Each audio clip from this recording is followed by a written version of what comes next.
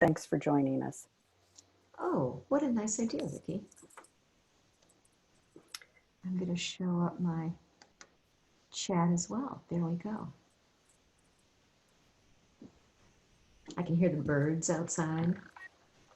Oh, It's actually warm enough to have my sliding door open. oh, good for you. See, I'm all shut in my office in the cave, although I do have my blinds open tonight. Yeah, So, yeah. What's your dog's name again? Teton, like the mountains. Nice. So, because isn't that where you go in the summer? we do go to Wyoming. That's also, John and I were married at the base of the Tetons in a little chapel in Moose, just at the entrance of the park. Not Yellowstone, but Great Tetons. Yeah. So we were only there once as a family. I will never forget it. Those mountains are beautiful. Oh. I know. They really do speak to me, I have to say. Mm-hmm. Yeah, a little log cabin. It had I always thought it just had 8 pews, 4 on each side. That's how I remembered. It was tiny. We only had 36 people at our wedding, but it actually was, we went back on our 40th. And, oh, I see it's streaming. I guess I don't need to be talking about it. Okay, here we go. We'll have to see the pictures sometime. But let's see. I'm not seeing people coming in yet, so we should hold off, right? Yes. Starting.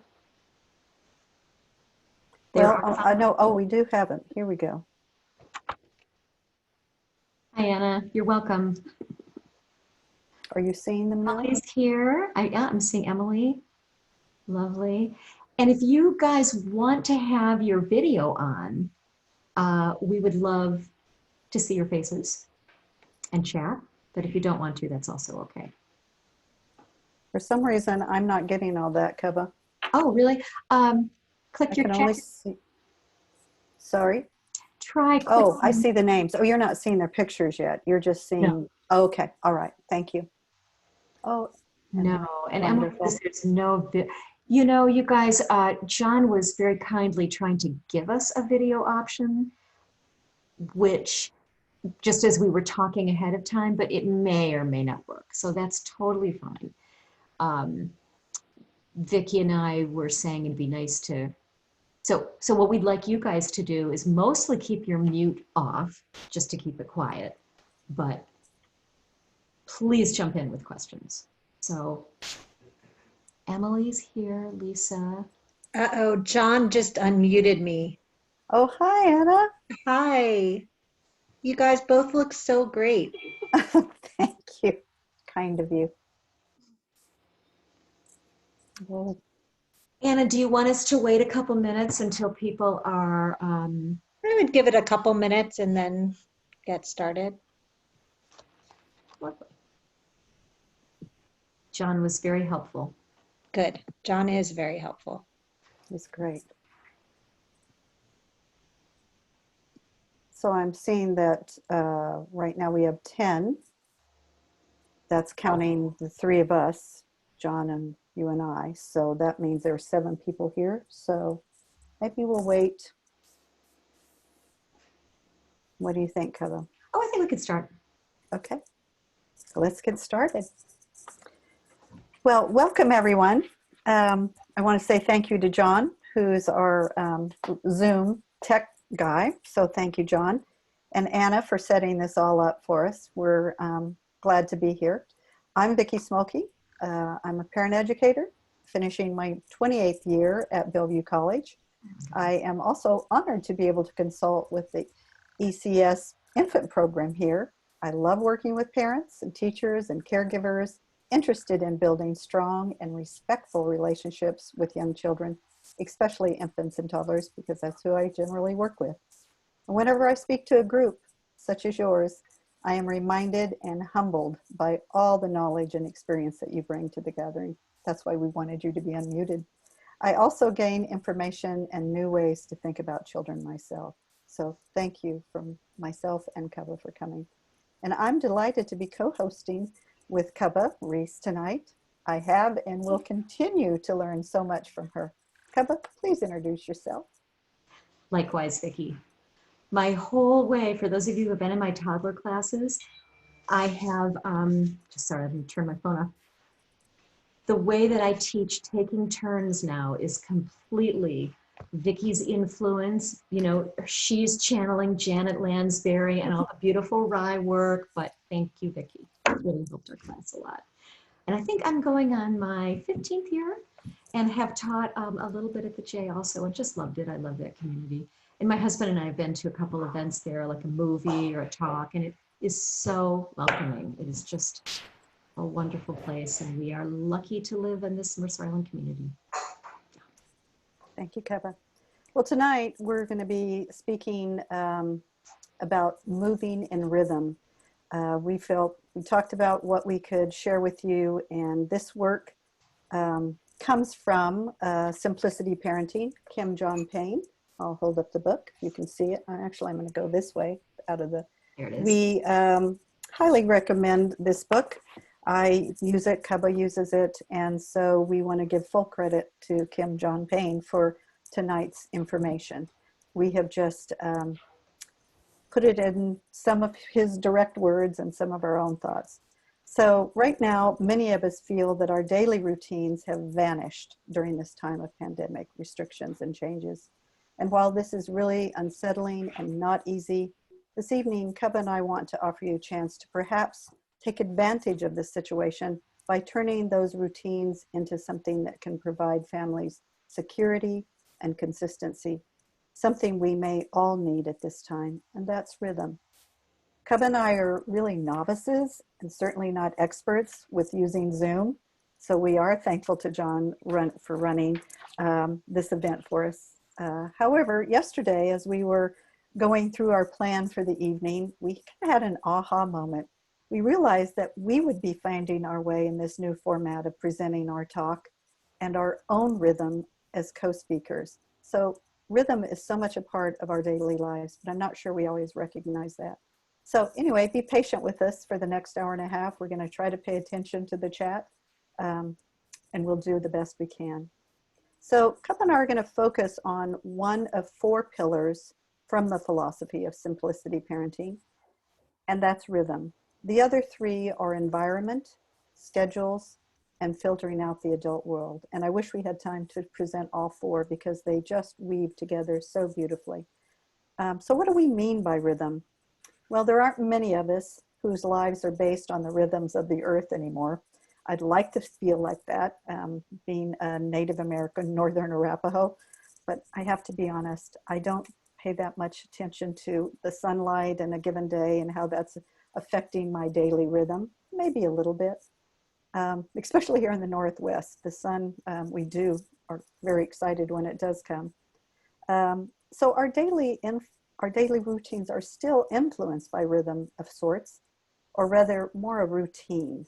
School, work, sleep, holidays, just to name a few. Work and commuting schedules may rule the clock, but they are regularly irregular. They can change and evolve, overlap, and fall short in ways that we have trouble keeping up with and keeping straight. And we impose those rhythms and routines of our children's lives. And as those patterns become less natural, regular, or decipherable, they are well beyond our children's sensory world. Children depend on that rhythmic structure of the day, on its predictability, its regularity, and its pulse. Not only can children find security in the patterns of daily life, they can begin to find themselves. And in the day's most regular rhythms, its high notes, the meals, bath time, playtimes, and bedtimes, young children begin to see their place in the comings and goings, secure in the family rhythms. And I can imagine some of you are wondering, how is this possible with more than the high notes? There's also sports and errands, childcare, appointments, exercise, and friends. It's taking a lot and more than some of us can imagine or think about. So tonight, we're going to touch just on some key points for you to consider and decide if some of the ideas might help your families establish daily routines and rituals that do have consistency and security. So let's take a moment and we will, since we can't see you, we were hoping we could see that hand raising, but in the chat, if you'll just share whatever popped up when I said those words, daily routine, family rhythms, what came to your mind first? This will help us think about some of the things we want to share with you. Tired. Thank you, Anna. Exactly. Overwhelmed. Others? Nap time. Very much, very key point of the rhythm of the schedules and the things. Lack thereof. Absolutely. We had a rhythm that was working, but after many weeks at home, it's no longer working for my kids. Yes. I think I really appreciate that we're recognizing that we at first thought this is going to be a great opportunity for us because we're not going places, we're not in the car, but it still takes work and effort to make sense of it. Yeah. Cubba, thoughts on any of those? I would love an example or two, especially Emily, I love your comment, it was working and now it isn't working.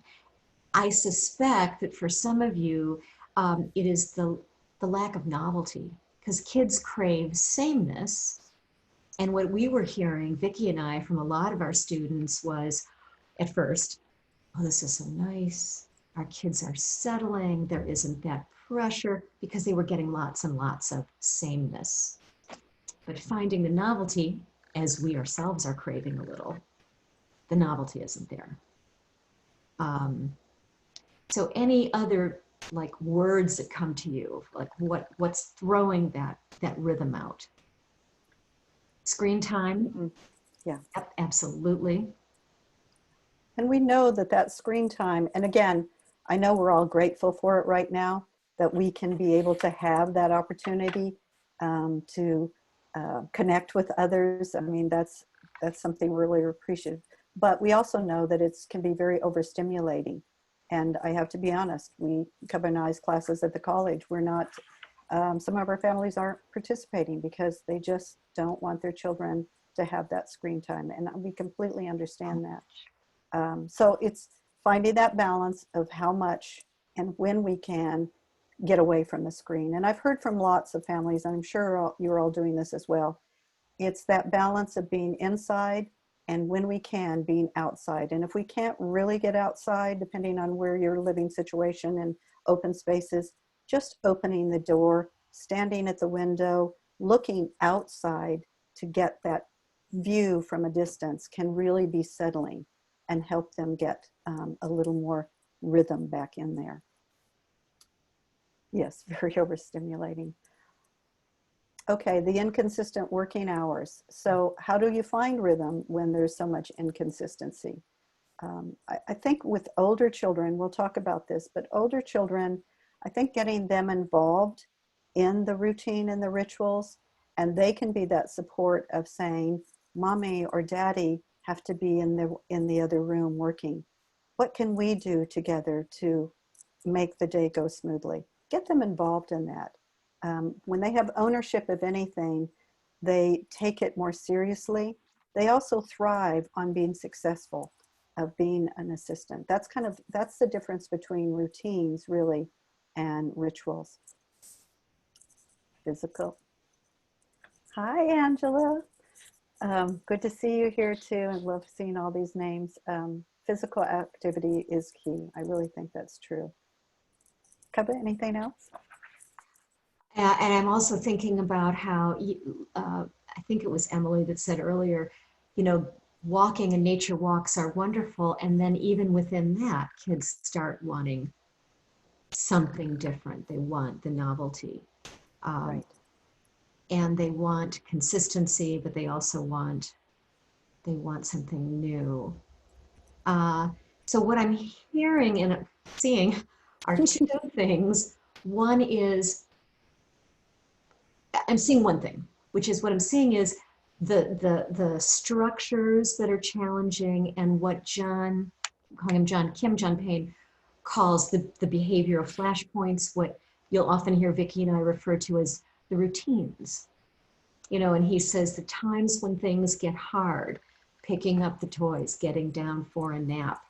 And right now, those flashpoints are just a little bit more challenging because perhaps from the less stimulation, perhaps from too much screen time. But listen, don't blame yourselves, because it's also, there's so much sameness. Most of your kids, we don't really know the age. We each know some of you, but I'm guessing the age, right up to like 1st or 2nd grade is what this has been advertised to. Those 4 and 5 and 6-year-olds, they're missing their buddies. They want to be with their friends. And even our little 2 and 3-year-olds, it's hard for them. So that's one thing, is what's going on with the kids.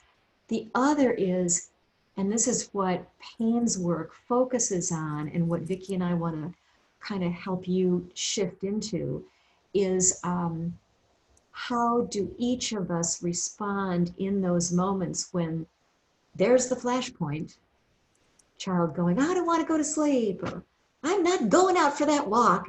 I know you'd feel better if you went for that walk. Running away as you're trying to put their shoes on. Yeah, exactly. Yeah. How do we find our rhythm? Yeah. Thank you, Cubba. Let's go back to that very beginning piece about what is rhythm, and what kinds of things in the best of scenarios, and then we can kind of peel away some of the things, the situations that we're in, and look at the core piece of that and see if in that core there's things that we could be doing. So one, we know that rhythms really create trust. It builds a sense of order and security. So that's another thing while children are getting out of sorts. Nothing is the same, so they're looking for that consistency. Even though they like novelty, they also want to know that things are the same here. This is my home. This is where I feel safe. So we want to have islands of consistency that kind of keep the heart of the family beating. So we want that strong. So even in all this chaos, can we always have pancakes every Sunday morning? We can try. We can try to have some ritual at the beginning and the end of the days that show this is our life. And in between, right now, there may not be much more than that. Maybe if we can get that third one in the middle of the day, just to reconnect during the 3 kind of key points, I think that will help. And the other thing is we want, besides being predictable, we want it transparent. So we're all together. So the children are seeing everything. Every time we transition or make a change, they're a part of it. So let's really make them a part of it, and let's tell them about it. For the youngest, let's put it in the simplest words. But even when you have babies in your arms, you can say, I know, Mommy and Daddy, we're moving very quickly. We'll slow down. I'm going to go into my office now, but I'm going to get a big kiss from you, or something. So you make that connection before you break the connection of having to go back into the other room for the at-home office. And the other thing about being transparent, when everyone is a part of it, then they're all adding their own little spices and sweetness to it. You may find that in a transition that your toddler actually can be the leader, because they can be knowing that it's time to go outside. They've already picked up on that because they're going over to get their shoes. And as Cubba said, they want to do it right then. But sometimes just honoring the fact that they've told us that they want to get their shoes, you say, I know you're all ready for the walk. Let's put them right here. Or you, if you're willing, you can put them on. And after I do this, and the more specific we can be about when things are going to happen, I know, again, that's unpredictable, but if we can do that, that helps them. Something unique. So let's say that we want to add something. Picnic in the family room for breakfast. We always have picnics for lunch and dinner. Why can't we have a breakfast picnic? So when we don't want to get outside right away, we're in our jammies. And again, it's just being playful and a little unique that is only about your family.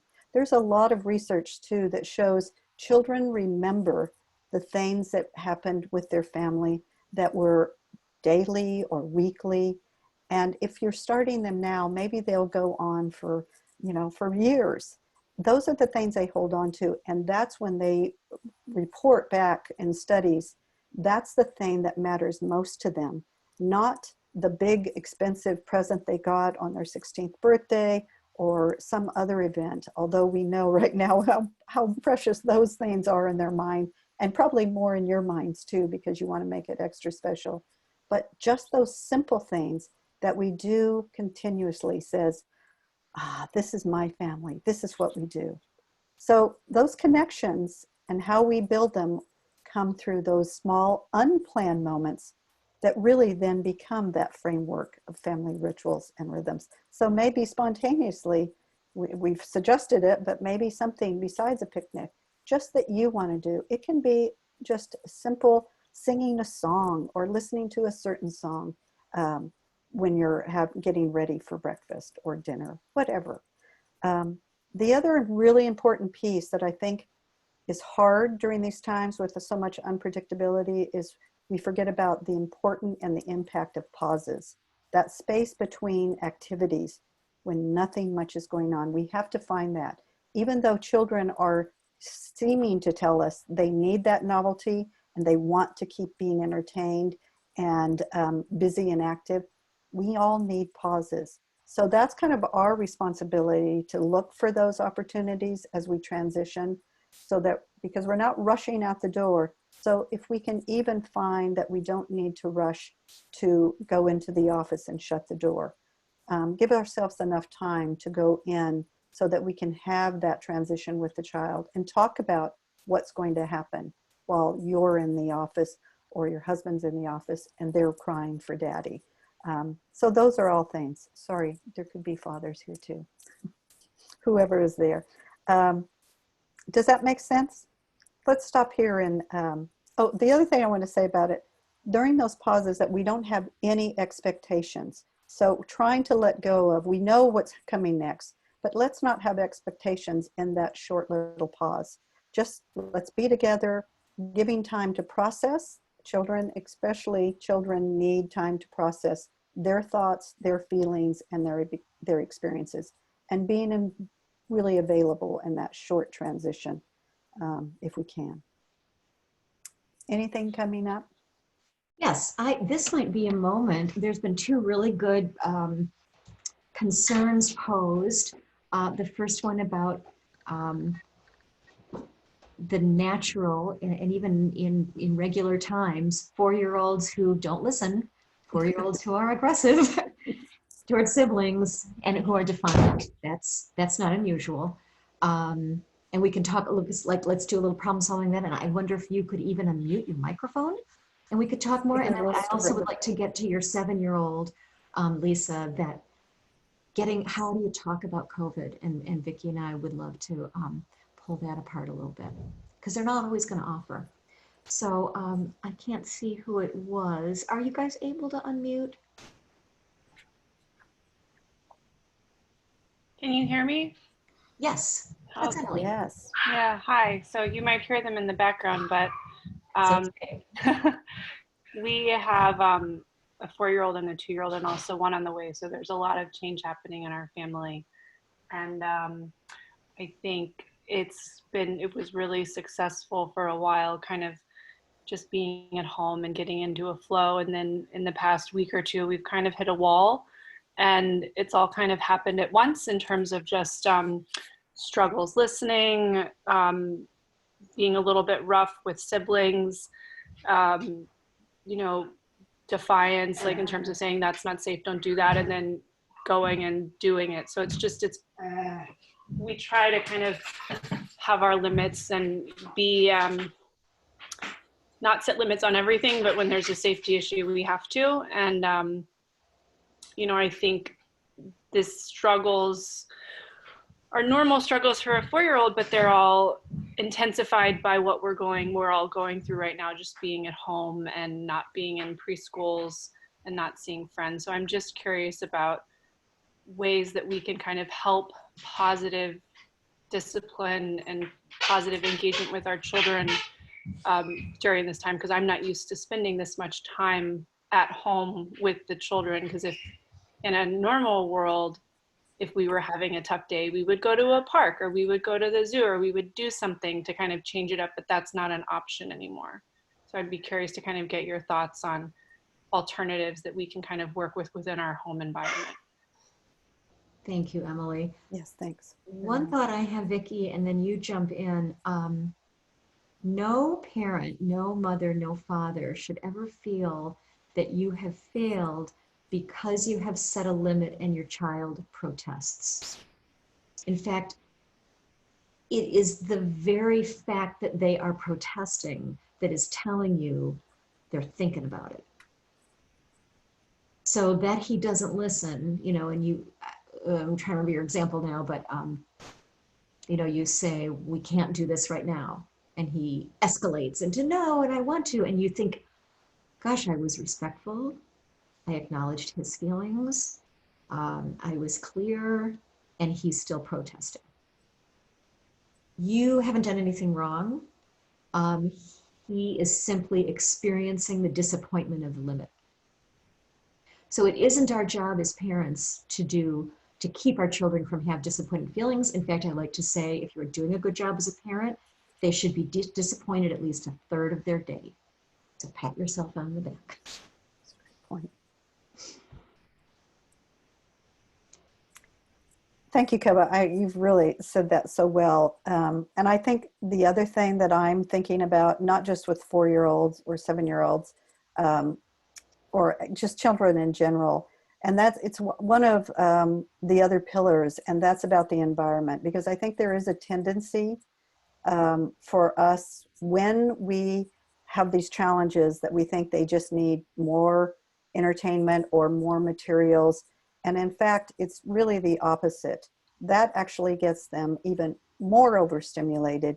And it's hard to make a decision of what they want to do. So even though he wanted to go outside, he wanted to do these things, or whatever limit you were setting,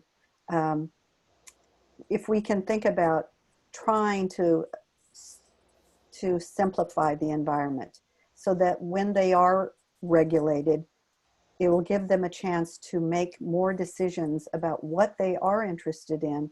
And because I think when there's too many things out, it's really hard to make a decision. It's like a menu that goes on for 3 or 4 pages.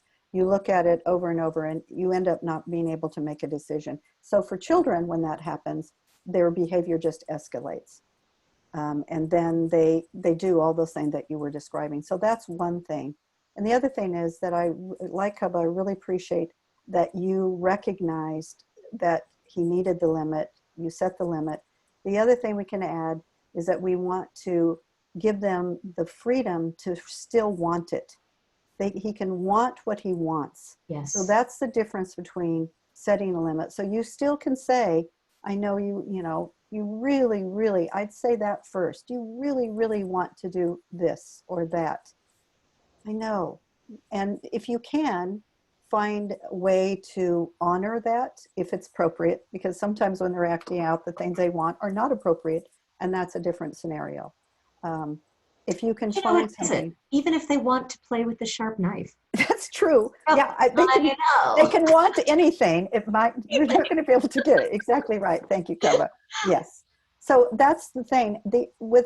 Especially with a 7-year-old, I'm thinking, let him really explore that want and go with him on the ride. So talk about it. I mean, it's really like a situation. I always use this example of, you say to your partner, on a rainy day in Seattle, I would just love to go on a beach. I'd love to be on a beach in Hawaii. I just love to be in the sunshine. And, your partner says, well, that's not possible. We can't do that. And they give all the reasons. By the way, that's not something my husband, the way he would say. I'm just going to clarify that. But if we go to that and he says, oh, me too. Wouldn't that be lovely? Remember when we went on that trip and we were on the beach? So telling a story of a time when they were able to do whatever they wanted to, And then you go with that imagination and pretend, I wonder if we could set something up in here. I wonder, what do you think?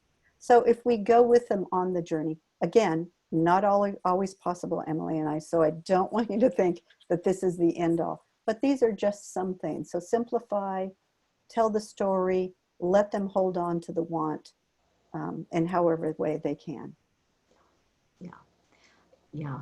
And I love that, Vicki. Exactly. Let them hold on to it, not our responsibility. They'll let go of it when they're ready.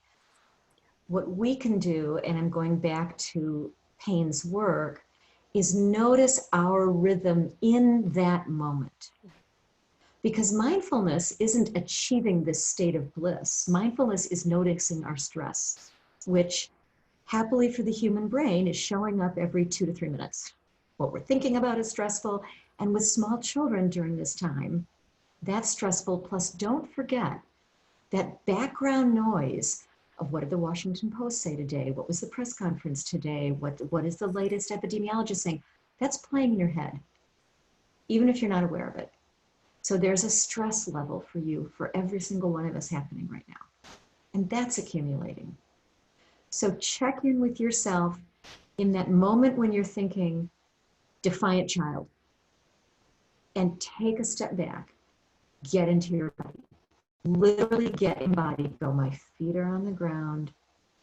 My shoulders are tensing. Not to change it, just notice it. Huh. And Payne has this nice distinction, you know, the extremes are always helpful to think in terms of extreme. Am I the kind of parent that goes to preemptive discipline? Oh, we're getting a lid on this right now. Oh, I don't think so, right? That's one extreme. Or the, oh, I'm upsetting her. Oh dear, okay, sweetie. And we sometimes vacillate back and forth between the two, or we lock in one or the other. And that's the moment when you're out of rhythm with yourself. And guess what happens? We learned this from Dan Siegel. Creativity shuts down, moral thinking shuts down, emotion flexibility, cognitive flexibility, all that stuff just shuts down. So find your rhythm. And you'll notice, you'll suddenly, oh, don't worry, get super creative. You know, you'll get it perspective. You'll go, oh, child mad at his siblings. Yep, it happens. And then, like Vicki was saying, the acknowledgement makes more sense, doesn't it? Because I've just noticed, I've given myself acknowledgement and I'm feeling just a little bit better because I'm with me. Laura Kastner talks about like that wise mind. We shift into that. And we're like, oh yeah. And then we can be with them. Because our goal is we want to create receptivity in them. And we tend to, as parents, go, want. Let me give you all the reasons why you can't have that right now. And it sounds like compassion, doesn't it? It sounds like I'm being kind. What are kids hearing? Want. But do what Vicki was saying. It's acknowledging. You really, really want it. And sometimes you have to create safety. Like they're being aggressive toward their sibling. You go, sweetie, I'm stopping you here. I love you. I won't let you hit your brother. And they're flailing and mad. And, you know, we want to explain to them all the reasons. You know, just like, I know, I won't let you. Yeah, I think that, thank you, Cubba. I think that silence, not saying anything has so much value. And it's really going to support all those things that Cubba just mentioned too. If we're talking and we're continuing on, trying to make things better, trying to fix it, we're not able to get regulated. But when we go quiet, also the children are wondering what's going on here. And you just by putting, unless as Cubba's described, he's really escalated, and then you're going to work towards that. I'm going to help you be safe. We can figure this out. I'm not going to let you hurt yourself or anyone. I'll be with you. We can figure this out. So we're going to set the limit, but we're going to reassure them because we also know that when they're flooded like that, it's very frightening for them. So they need that reassurance. And sometimes that silence is, and just a gentle touch, if you can, or a little rub on the back. And again, if you can, if you have a place at home, which is kind of that space where they can just be, looking out a window in a cuddly space with maybe some of their favorite soft things, just to go over and sit and model for yourself. I'm not sure what we should do right now. I think I'm just going to come over and sit. If you want to come with me, you may. Maybe we can figure this out. And then just go quiet for a bit. That's that slowing down that simplicity parenting is about as well. So the more we do, oftentimes the more hectic it gets. So the less we do, again, keeping everyone safe, gives us all time to get regulated, as Cubba was just describing so beautifully. I hope that's helpful in some way. Yeah. And remember, and some of my students might have heard me talk about this, the beautiful Jane Nelson work about the iceberg. The behavior is just this much, but what's going on under the surface, there's so much more. Sometimes there's unmet needs, which I know is what Jane tends to focus on, but remember that also what's under there, because unmet needs a little bit like, oh no, this is unmet needs. What also is under there is lack of skill, because they're immature little people with immature little brains, and it's not your fault. They just don't problem solve that well. They don't self-regulate that well. What else? They don't have a lot of emotional flexibility at this age. And then it becomes, you know, a little better in 4th and 5th grade. Gosh, looking better. And then the brain reprunes in middle school, it all, they start all over again. We're back to those big toddlers in the form of a teenager. Yeah, Yes, you will use these skills so much with your teenagers. Oh my gosh, it's going to help you so much. Yes, yes, thank you. Let's see, trying to think of what else in here that might help. And if anybody wants to jump in and yes, say, please. oh, what about this? Vicki, you're not really addressing. Let's turn a light on. Please, yeah. Please step in. So that the other thing that after, this is another thing when children escalate, and I think, as you said, there are going to be more of those, is to make sure that you acknowledge that ability to come down from that escalation. I think oftentimes we focus on the big moment when it's all happening, and sometimes we might even, you know, as we said, going quiet, but sometimes that might feel, even though we're not doing it intentionally, like they're being ignored. And that's why I say, if we can, to stay with them, as long as both of you are being safe. But maybe sometimes you have to be a little distance, but you can still give a sense that you're there. But when they do get regulated, give them some encouragement for being able to get there. Yes. A simple, oh, I saw that you were really upset. It seems like you're you're starting to feel a little bit better.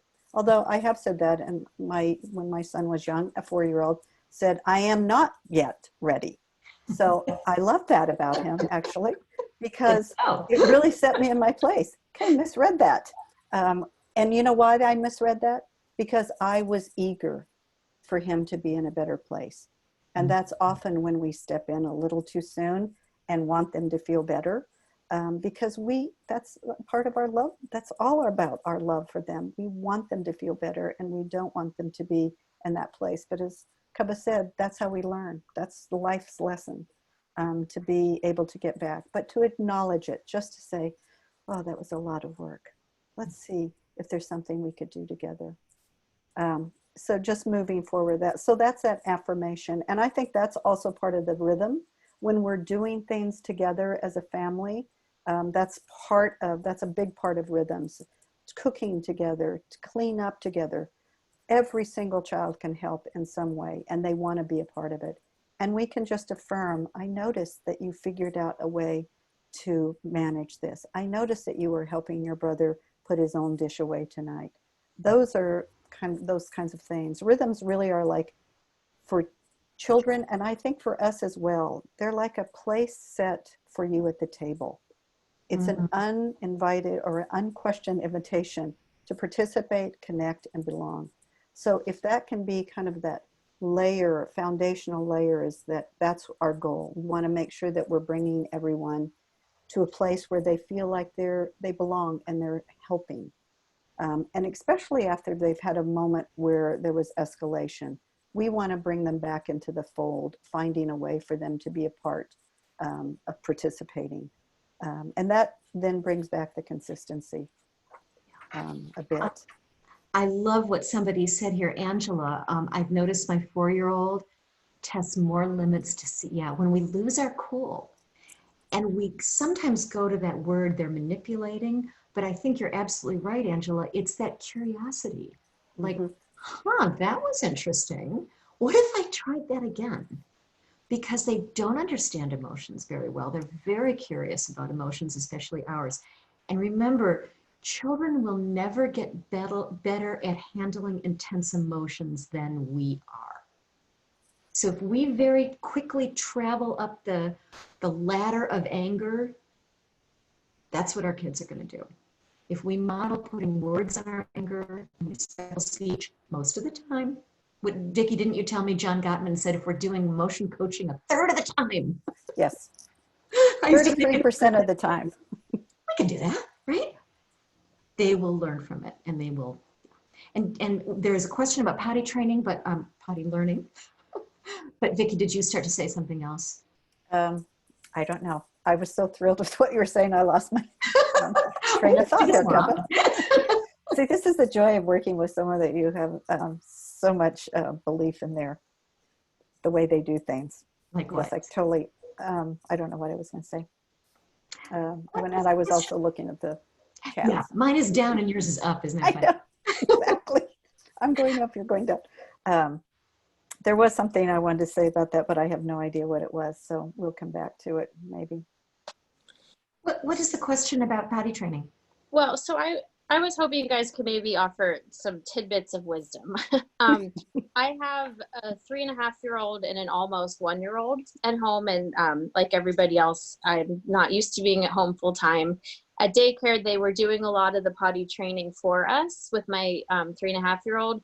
And we had a solid probably 3 months of him getting really consistently used to going to the bathroom. Mm-hmm. And now we're home and my husband and I are both working full time and we're pretty distracted. So we're not, on the same routine. We've really seen a huge backtrack in his capacity to go to the bathroom on time. And we're having 3 to 4 accidents a day. And, it's as a parent, I know it's not the rational thing, but it's so frustrating to us because we're like, where the bathrooms are. Like, there's never a simpler opportunity for you to go. And so we're really struggling we've tried to start over. We've taken away the diaper, we've taken away the underwear, just, gone back on a potty timer. But we're really pretty frustrated. And so I don't know if there's any advice you might have or any other suggestions. We're really open to hearing anything. Good. The first thought I have is, I have 2 thoughts. One is that if you are distracted, it's like, think about potty learning as needing a good teacher, and a distracted teacher is not going to be a good teacher. So if you're really committed, it's very normal for kids to backslide, even not in times like this. Potty skills for this age, they seem so simple to us. We have procedural memory. We don't have to think about, I've got to go in the bathroom, pull my pants down, get the wrinkles out of it, pull them back up. Oh, I gotta get my shoes back on. It's a lot of work for them. So, and it's so recently since they've had diapers, to them, they kind of think, oh, so I pee in my pants. Then later they feel bad maybe because, oh, I can see mom's annoyed, dad's annoyed with me. So we have to make the decision, we as parents, and go, okay, we're reviewing the lesson plan of potty learning. So find that mindset first. I'm willing to review with you. You might even want to go back as far, and it has to be a genuine choice for the child. It can't be any glimmer, and I don't know you, so I don't assume you're doing shaming, but I'm just going to say the worst extreme. You wouldn't want to shame a child. Like, well, I guess we just have to put your diapers back on because you're just a baby. You're like, hey, I notice you're having a lot of accidents now. That must feel uncomfortable for you. I wonder if we should just go back to diapers for a while. It's okay. Because it is okay. They're not going to do it for very long. So that's one thought. Vicki, any thought? Just to follow up on that, what you said at the beginning, actually, the whole idea that there's a backslide is so common, as Cubba said, but especially right now. And the other thing I'm thinking is, as you've said, it's a lot of change. You're not used to following this rhythm with him as well, because a lot of it was happening during the day, during care. And so you were a part of it, but he was also doing it in childcare and at school. So there are layers of that. So, and I really appreciate what Cubba's leading towards, and it's giving information. So that's the key, is just give information about what it was like, and now it's like this. And then you're going from, like you said, not thinking of it as a backslide or failure. You're just saying, okay, so maybe we're at the beginning in your head, maybe we're at the beginning, and just beautifully, as Cubba said, you're just giving information and you can figure it out together. He's also probably, again, we don't know your family, but he's finding ways to get attention. That could be. And children will go, doesn't matter if it feels a bit negative, we're still getting a connection of some kind. So just wanting mom to be with me and talk about it, even though it's not that pleasant right now, it's worth it because at least we're together. So that's the other reason that we want to stay neutral on it. And for yourself, give yourself permission to say, you know, if he's willing to take a break, that's what we'd say. Should we just take a break? I love that Cubba was saying that. And you can wear your, you know, if this is hard, we can put your diaper, you can put your diaper on. What do you think? What do you want to do? A 3.5-year-old can talk to you about that. They can give you information. Some of his ideas might not be realistic, but you can, oh, that is an idea. I wonder if you have another idea, or here's an idea I have. So that again goes back to the whole piece of having routines and rhythm, getting them involved. It's all about him. It's his body. And so we want to keep him involved is every part of it. And that's also going to give you a chance to be a bit of a detective, to find out what is going on, what might be happening that he's thinking about, that none of us here have even really thought about, because we don't know. So thinking about it. And sometimes in the moment, it's too much to talk about it. He's already feeling this heaviness of maybe disappointment, or feeling like he's not doing what he wants, or maybe he did it and he's still trying to get some attention. So there are so many layers. If you can let it go, just go through the process of getting, you know, clean pants on and so on. You can also make him a part of saying, well, do you want to help me put these in the washer? Because we want them clean for when you next need them. So that's another piece of letting him be involved in it. And then when you're both more relaxed later in the day, maybe after a walk, or even at night, depending on your child, we don't know his temperament, you can just say, you know, I was just thinking about today when we had to get your clothes washed and get you clean clothes. I was just wondering what you were thinking about that. Is there anything you want to say? Just as simple as that. And he may say nothing and just leave it at that. But sometimes after a period of time has passed and you're just lying there cuddling together, it may come up for him. And it may just come up as you're talking about the day. So let's think about the day. And he may bring it up without you even having to say anything. Yeah, I got my pants wet again. Oh, you did? Yeah. What should we do next time? How can I help you? Simple little statements can have a big impact. Mm-hmm. I know it's not easy at this time. I know. It's just one more thing. And again, we cannot say this enough. You all are here tonight trying to think of ways to work through this with your children and support them. So that's huge. That's just a big part of that. So congratulate yourself on that. These things will get worked out. They all get worked out. And just piggyback one other thing on that, Vicki, I liked what you alluded to of children seeking us out. Daniel Siegel talked about that a little bit recently in his talk. they'll seek out our proximity. Maybe what you could also build in, and I know it's not easy because, you know, you're both working from home and child, but one or two predictable times during the day when he absolutely can count on your attention. He knows it's coming, you talk about when it's coming, and it can be 20 minutes, 15 minutes, and he gets to pick whatever that is, classically known as special time. And then you just bathe him in your love and your attention, drop little, you know, beautiful little loving comments. Did I tell you you're just my specialist little guy? Gosh, I love how you're squishing that Play-Doh. I mean, just soak him in it. And then perhaps, as Vicki's saying, that need for I can get your attention by, because I'm wet, might diminish a little bit. To go back on that, that's the beauty of listening to someone. It gives you time to process as well. The other thing is thinking about when these things are happening. What time of day is this happening? Mm-hmm. What has happened before? What happened after? Because sometimes that will give us a clue about a specific thing that's going on that either he is seeking out, feels like he hasn't had attention, or there's just been a lot going on, so he's overstimulated and completely forgot and was focused on something else. So that's a really key way. And that, honestly, that's kind of the whole foundational part of finding rhythm too, is looking at when things are going well and when things are not going as well. And then we can begin to tweak those things. And maybe in that particular time, you can spend a little more time doing things together as a family, as Cubba said, as a family with him alone.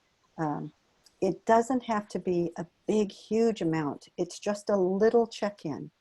And sometimes it can just be a little glance as you're working, and maybe he pops open the door, and you know your first reaction is shut the door. But you say, "See you, I see you." You blow a kiss, and see you soon. And that can be just, again, we're staying regulated, and then he's been seen, he's been noticed. And then when you come out, you can say, "I know you really wanted to see mommy today." You're not encouraging it, you're just acknowledging that it happened. I hope that was helpful. Beautiful. Let's circle back. That was extremely helpful, Vicki. Let's circle back to the mom that mentioned talking to her son, 7-year-old.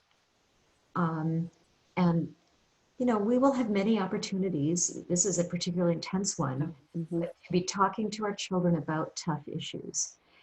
And depending on the temperament of children, you know, I know my middle child would just bend my ear about whatever intense thing was going on. My other two, I really had to invite and occasionally bring it up.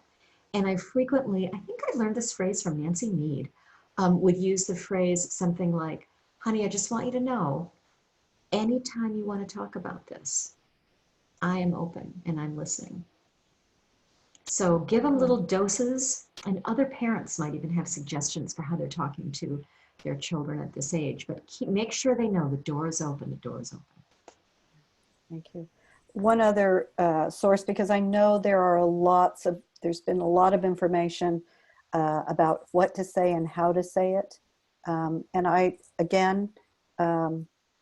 did listen to part of it, but I was focused on, you know, I work with families with infants and toddlers, so I wasn't really spending as much time with what to say to children that are a little bit older. But on the Simplicity Parenting website, he has a little podcast that he's talking about that, how to filter it out, one, how to keep these things separate from what we're doing in our daily life as much as we can. And the other is how to talk to them about it. And so if you go to his website, then you'll see, and actually he has several really specific for all of the 4 pillars of things in relationship to what's going on at this particular time. And I'm sorry, I can't think of exactly, as I said, I didn't listen to it as carefully as I should have. I would say that less is more also there. If they ask a question, give as simple a response, and always framing it as you are safe, you are secure, mommy and daddy, we are doing everything. So we don't want to be false. We're doing everything we can to keep everyone safe. Yeah. And then if you want, if he's saying, well, what about so-and-so? You can talk about, yes. Or, you just tell a little bit. And I think that's something that we struggle with, because we want to give them a lot of information. One, because we're getting a lot of information, but less is certainly more. Just one simple statement.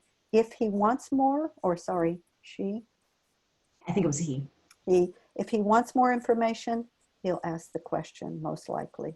Again, depends on temperament, but usually we kind of give a lot of information and we can see that they're starting to blink or look away, and that's usually too much, not ready for all that. So just saying a little bit and waiting and just kind of sitting together, and then maybe something else, a little question will come out, and then you can answer that piece. Another useful one, and this will help you when they're teenagers too. Sometimes if you say to kids, well, what are your friends saying about it? 7-year-olds, would they be talking to friends on screens? I don't know, that might not be a great example for this particular period of time. More than 5th graders probably have a friendship thing happening, but yeah, probably not 7-year-olds. And remember that for the teen years, you guys, if you say, what do your friends think about, somebody who went to a party and left, went home without a friend? What do you think about that? How would you have handled that? The 7-year-old, Barbara Swenson used to say, be brief, be clear, be done. So like Vicki saying, a couple of little tidbits and then leave it for them. I also notice parents, 7-year-olds are much more aware that for slightly younger kids, you can use qualifiers that are reassuring. Like a mom was telling me for her 4-year-old, she said, I'm saying everyone kind of has a cold right now. And so we're kind of being pretty careful. And that's why we're not seeing our friends right now. So it's serious, it's worldwide. And yet it's clear, we're not doing this right now. Yeah. And then if they have more questions, and also, gosh, just convey, it is confusing. It is complicated. And if they don't have questions or they do have questions, you can say, it's really hard to understand, isn't it? It's a lot to take in. And like Vicki said, we will always keep you safe. We are doing the best we can. Oh, and if mommy or daddy ever learn more, or there's something that worries us, we will tell you. If there's something that you need to know, we promise we will tell you. And I would say just one other thing, and this is just about any of those topics. When they ask you a question, and one, you're uncomfortable, you can just say, that's a really good question, and I'm not sure I have an answer right now. Yeah. Let me think about that. I think that's authentic, because you probably right then, that moment, don't have an answer. I just need to think about how we can talk about this. There are lots of ideas. Let me think about it for a minute or a little while. And then, of course, coming back to him and say, I thank you for giving me time. I know you wanted an answer. I've had some time to think about it. That takes the pressure off of doing something in the moment. And also, when they ask that question, you're probably going to feel slightly escalated yourself, just hearing, and then you're going to be flooded with, I don't want my child thinking and worrying about these things. So you want to wait and give it time so that you can settle a little bit too. The things you're sharing with us, thank you. This is the way we work. And first, that's why we were so concerned that we weren't going to get to talk with you, because that's what we do. So anything else under there? Yeah, we'd love more questions. Remember that children build resilience. We tend to emphasize children learn resilience by having tough experiences and picking themselves back up. But remember, it's the resilient kids who have that experience with people that they love and trust. No child who has to pick themselves up off the ground all alone is going to become a resilient child.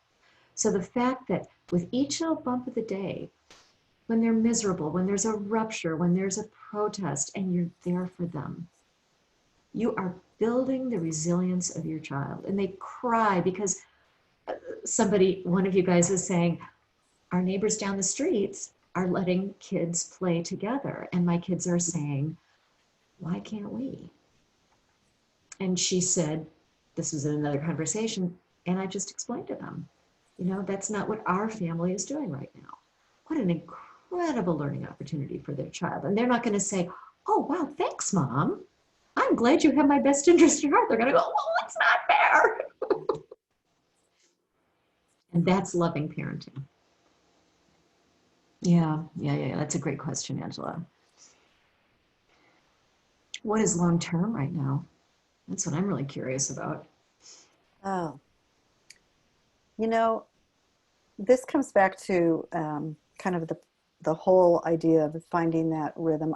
Parents have been asking that question a lot. Not being able to, for younger children, not being able to have connection to other young children. They're just beginning to unfold in new relationships. And, I think there'll probably be research on it. Right now, it's unknown territory for a lot of us. But what I go back to, especially with the younger ones, but I think it holds true in times like this with older children, we are their secure base. You are their absolute secure base. And so while they're missing their friends, not everybody lives in a community where children are together all the time. That's true. I'm thinking, I have a second cousin who lives in Wyoming, 36 miles from the closest town. And that town is about 7,000 people. So Wow. It's up in the mountains. And we were talking and I was saying, well, how are you doing with all this? And she just laughed and she said, Vicki, we practice social distancing our entire lives. We live 36 miles from town. Hello. They don't, and their children didn't go, there would be long periods. I said, when were you in town? She said, 3 weeks ago, and didn't even bat an eye at it. So I think we are wanting that for our children because they're wanting it. But I think the long term, my thinking is, as long as they have their family, their core secure group, yes, they can want to, and we can maybe, I know, again, we're not promoting more screen time, but connecting with their friends in a different way. Even going even further old fashioned, letting them write a letter or, do something that's out of the ordinary, which will be that novelty. So everybody's doing Zoom, but how about they do something that's very unusual, like, put together a little package to send to them of their drawings or something related to something that they like to do with that friend. So I don't have the answer for that, but I guess it goes back to resilience that Cubba was speaking to. I really feel that our children will be resilient and they will be able to go back to those relationships as if the day hadn't passed. They will slide back into it. One, because they're missing it. And it won't be forgotten. And they may talk a lot about that for a while, about being able to have their friend back, even after we go back. And there may be some concern about, when will this happen again? Will I not see my friend again? But I have confidence in the resilience. As long as we are that secure base and making life, family is different, but I do think that we can be a substitute in this time of being their buddies. And the siblings I keep hearing from some families how the siblings are getting along better. Not every moment of every day, Sure. but parents are seeing glimmers of a different kind of relationship. They're kind of forced to. So yes, there's going to be the struggles with one another. But I think if we can hold on to that and incorporate ways that we can put into the rhythm of doing more things together. I know I keep coming back to that, but I feel so strongly about it. everyone working together. That's what life was like back in the day when we were closer to the earth and nature. We did things all together and everyone helped. And so the more we do that, the more connected we're going to feel. And we can do that even during these times. Not big events. We don't have to make it major. It's simple, those little simple steps that we can add. Yeah. I just happened to see the link down at the bottom for Q&A, and I'm so glad I did. An excellent question being raised. What does one do if the co-parent in the family flips their lid and yells at the child? That is a tough one.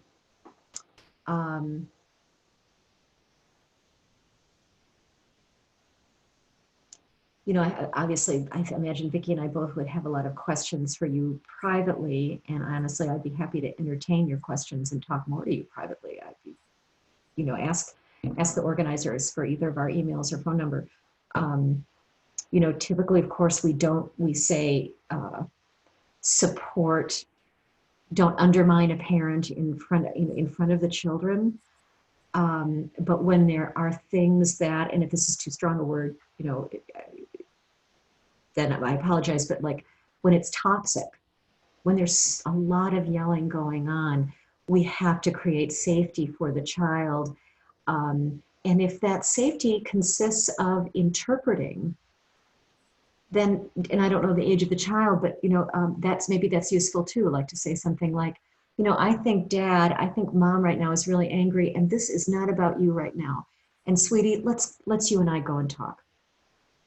Or talk to your partner at another point and say, I need you to hear me on this. This isn't good for our child. How can I support you? How can I help you? Find a different way to express the very real, because what's under anger? It's always fear, right? How can I help you? How can I support you? I see you're frightened. Me too. I want to help you. And we can't do this.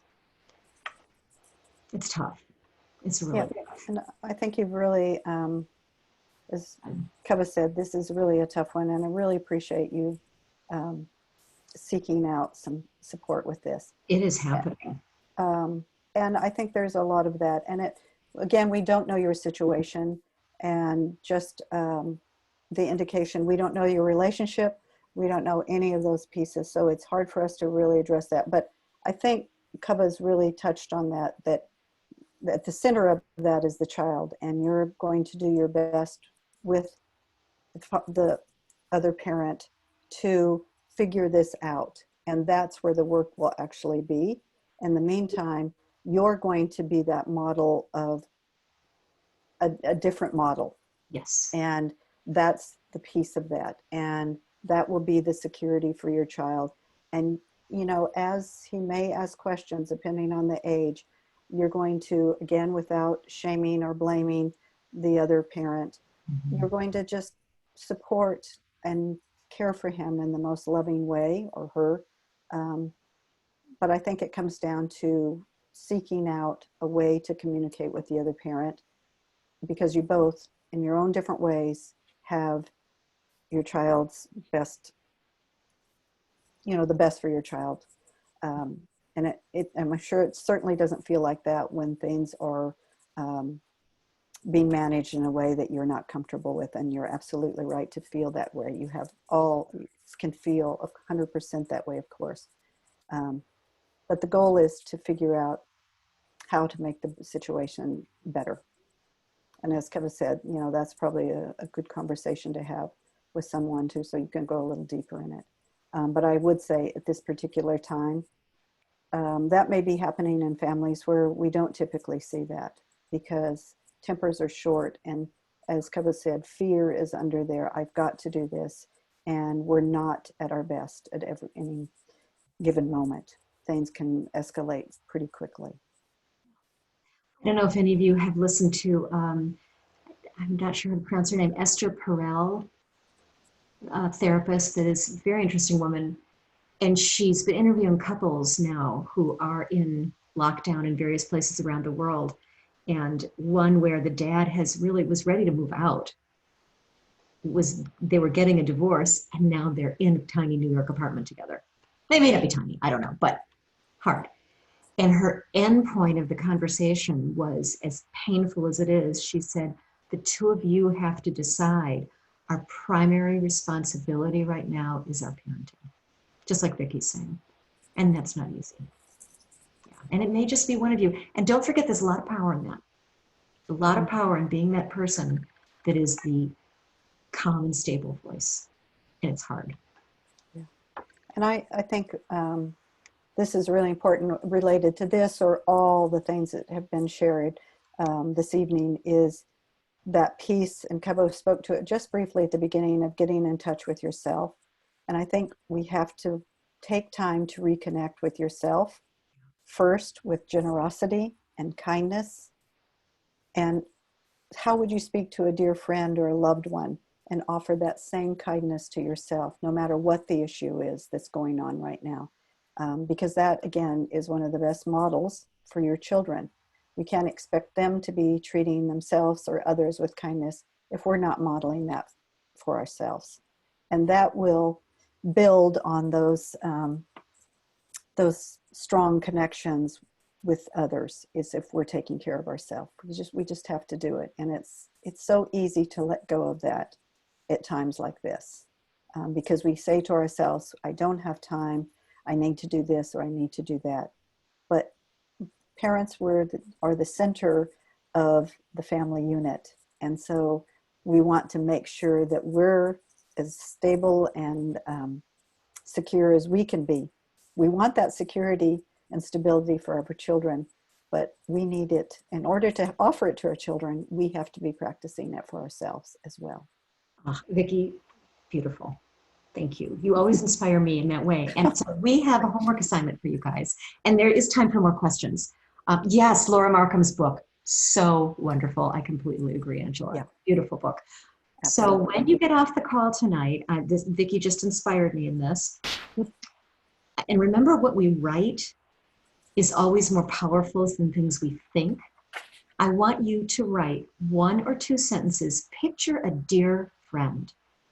Picture a sister or brother who has reached out to you recently, who's saying, I can't do it.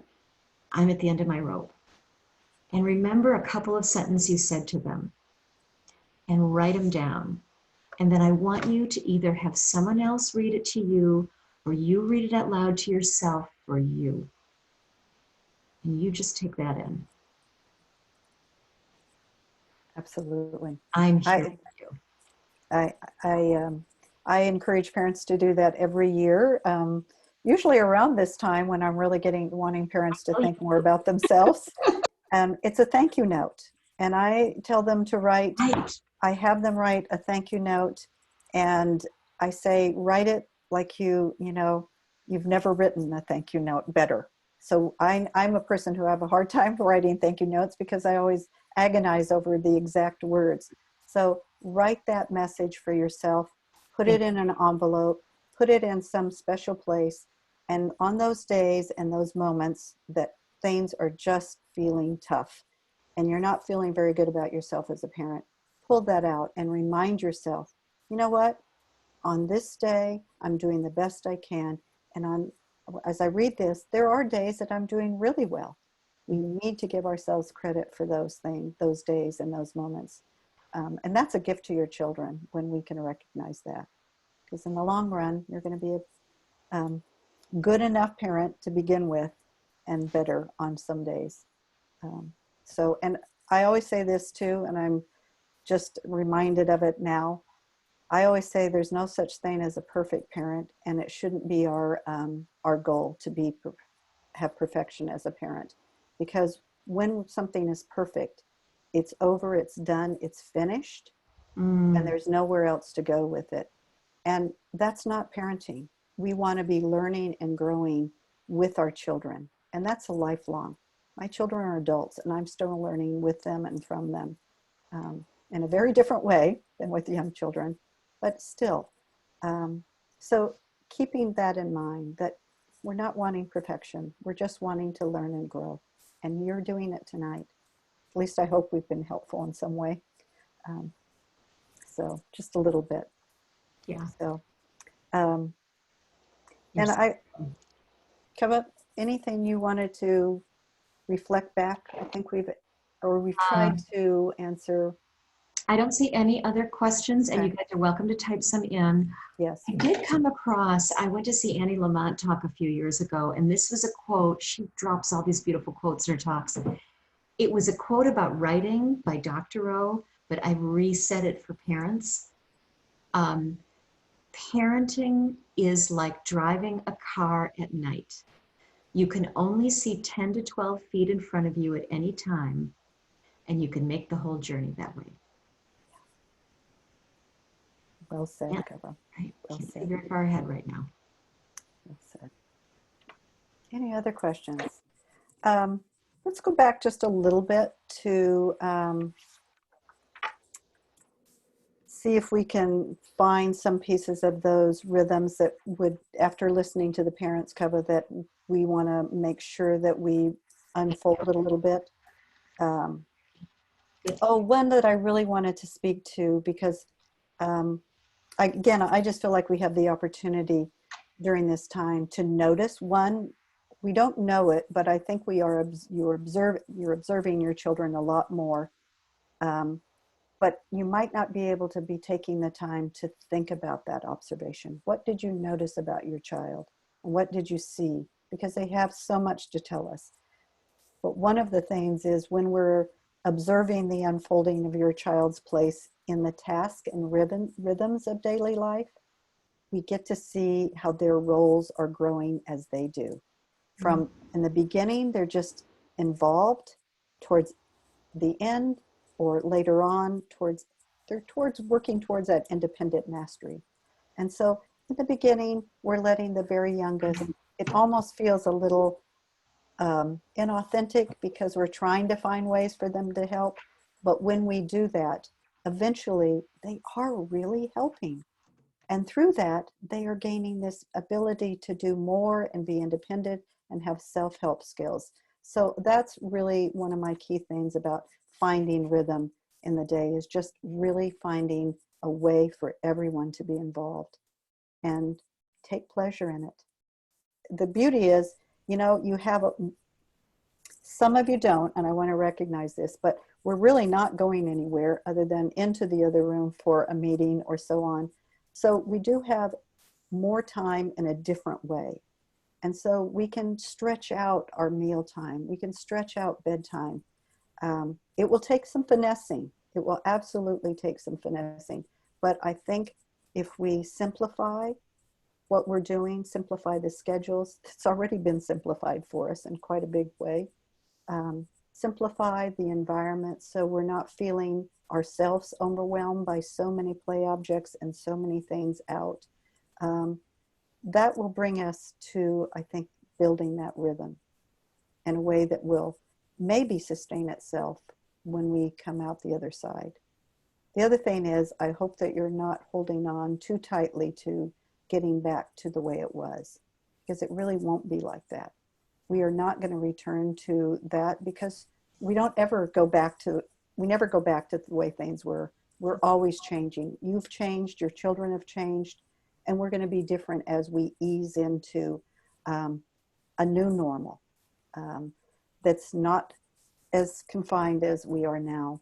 But even if we go back to what we think is our normal lives, we're going to be changed. And I encourage you to look for the ways that that's been beneficial for your family, because it's really easy to find the parts that were hard, but I encourage you to find the things that maybe have been a gift to us that will sustain us, I think, to get through some of this.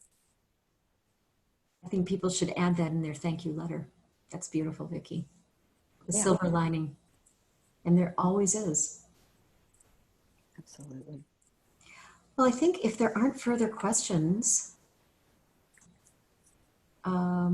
we really appreciate, I want to echo what Vicki said, you guys coming out and showing the deep love and caring that you have for your children and your community and for the future. Felt like we had our own little community here. Honestly, Cubba and I did not have any idea how many people would be participating. And I'm not going to lie, we would have loved to have as many people who wanted to join us, but it felt like we had when we heard how many, we thought, oh, this is our little community. Our intimate community. Even though we're really just seeing your names, it feels like we've been on a little journey together, thinking together. And we're always appreciative. And as we said at the beginning, we've learned some things from what you've shared. So Always. thank you. Always, always.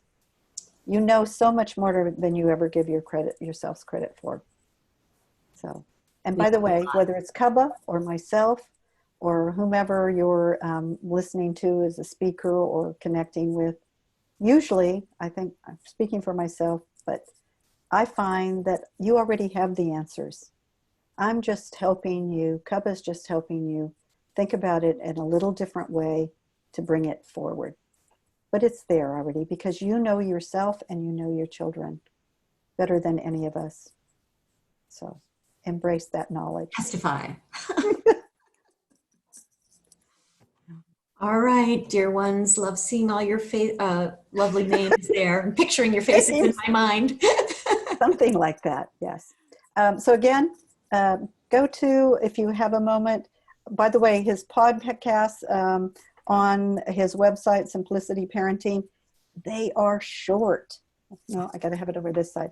Great. They are short, 5 minutes, 10-minute little snippets that I think just listening to his voice, by the way, might give you some calm. It did for me. So Pretty accent. yes, exactly. All right. And I think that we can end the meeting as we want to. Is that right? I think have so. a little- all right. Last call for any last minute. Okay. Thank you for All right, taking the grateful time with to you us. all. Really appreciate it. All right. Take care of yourselves. Bye-bye. Bye. Thanks, Vicki. That was super fun. Thank you, Cubba. Good to be with you, Angela. Miss seeing you. Bye, y'all.